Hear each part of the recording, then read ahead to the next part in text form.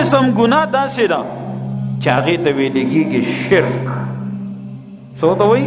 شرک. ځکه شرک هم ګناه ده او شرک په ګناهونو کې او په ظلمونو کې د ټولو نه لوی ظلم او لوی ګناه ده.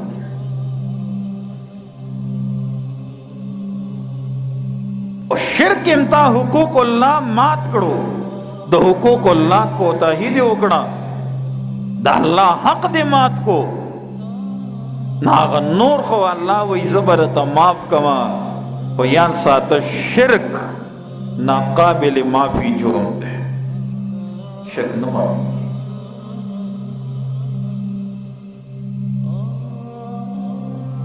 کچرته د ناپوهۍ د وجې شرک شوی وي په اخلاص توبه وباسه، الله به معاف کی. او کچرته سره د پوهې نه شرک یا ساته د نه معاف کیږي. بیا ته ښه پوهېږي او شرک کې او بیا شرک څه ته وایي؟ شین ری کاف شرک. په سورہ بقره 221 آیات د لاندې تفسیر کړو چې شاه عبدالقادر محدث دہلوی رحمت اللہ علیہ موضع القرآن کے معنی کئی. او شرک یہ ہے کہ اللہ کی صفت کوئی اور میں مانے. وہ شرک دیتا ہوئی کہ دا اللہ صفت تا پبل کے اگڑے. اب یا تفصیل گئی، مثلا کسی کو عالم الغیب مانے، کسی کو متصرف مانے، کسی کو حاجت روا مشکل کو شاہ مانے. او شرک دیتا ہوئی چیتا دا اللہ صفت پا بلچا کے اگڑنے سنگ اللہ پا پٹو باندے پویدن کے دے عالم الغیب دے دا سی پلان کیم عالم الغیب دے. تاسو کو شرک سنگ اللہ دا اولاد ورکون کے دے نو پلان کیم دا اولاد ورکون کے دے. سنگ اللہ دا بیمارو خکون کے دے پلان کیم دا بیمارو خکون کے دے. سنگ اللہ حاجتون و ضرورتون پورا کئی دا سے پلان کیم حاجتون و ضرورتون پورا کئی. نتاسو کو شرک دے. شرک دیتا نوئی چی سو خدایان دو منی. بعد وی شرک دیتا وی چی سو خدایان دو منی. داسې مشرک هم لیدلی چې هغه وایي خدایان دو دي. هندوان هم وایي اوپر والا ایک ہے، انګریزان هم وایي گاڈ از ون.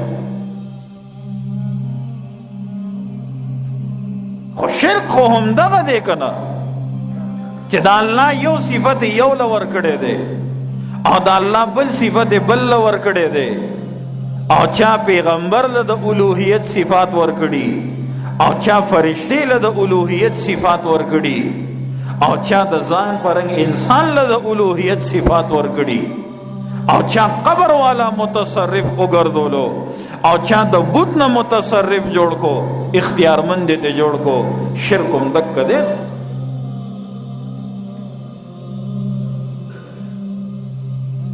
ټیک د منځ روجا زکات حج دا دې نه دي کړي، په اخلاص توبه دی اوستا، الله وی زبه معاف کوم. خو شرک داسې ګناه ده او داسې برائی ده چې دا ناقابل علاج ده او ناقابل معافی جرم ده. الله وی دا نه معاف کوم. الله دې موږ د شرک نه وساتي.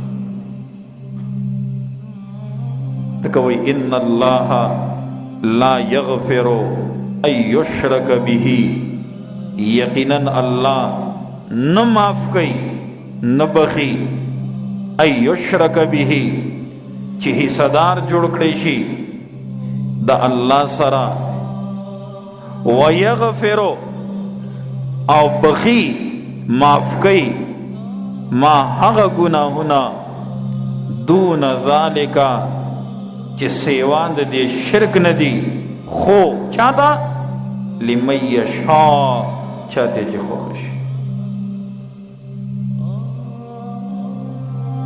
هر چاته نه معاف کوي.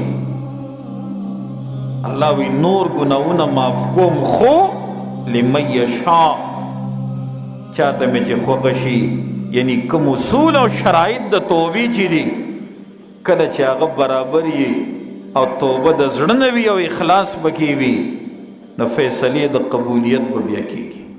ناامیدي نه ده پکار. یو تن ډېر ګناهګار دی، ډېر ګناهونه شوي دي، ستا کار توبه ویستل دي، رب وایي زما کار بخښنه کول دي. قل یا عبادی الذین اسرفوا علی انفسهم لا تقنطوا من رحمت الله.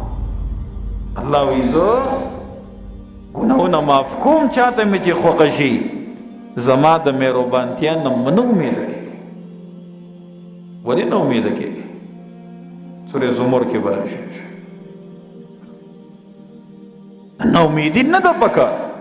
که تا نه هر څومره غلطي شوې، جرم شوې، ځان ملامته کا او وغواړه معافي او په تیر عمل ځان پښیمانه کا او آینده کلکه او مصممه اراده وکړه، بیا فیصله د قبولیت به راځي او توبه به معاف کړي. قبلیږي به توبه او ګناه به معاف کړي. إلا رواح حب أبيضا وانسى آلاما قضت فيما مضى.